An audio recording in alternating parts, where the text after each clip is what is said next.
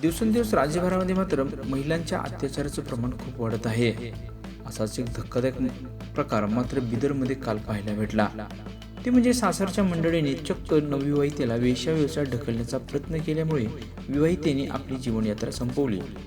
कर्नाटकमधील बिदरमध्ये हा धक्कादायक प्रकार घडला असून विवाहितेच्या आई वडिलांनी केलेल्या गंभीर आरोपानंतर या प्रकरणी पोलिसात तक्रार दाखल करण्यात आली आहे. 25 वर्ष अंजनबाई शेखर पाटील हिने शुक्रवारी दुपारच्या सुमारास आपली जीवनयात्रा संपवली.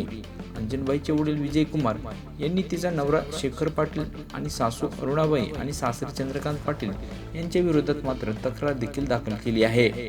विजय कुमार यांनी सांगितले की त्यांची मुलगी हिचा विवाह 2022 मध्ये बिदर येथील शेखर पाटील यांच्याशी झाला.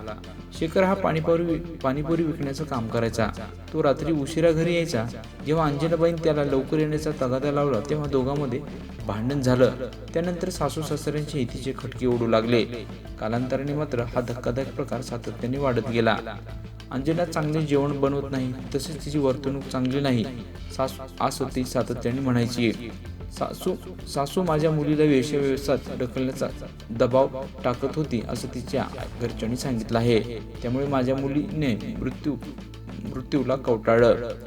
तसंच त्यामुळे माझ्या मुलीच्या मृत्यू प्रकरणात सासरच्या मंडळीवर संशय आहे असं यावेळी विजय कुमार म्हणाले.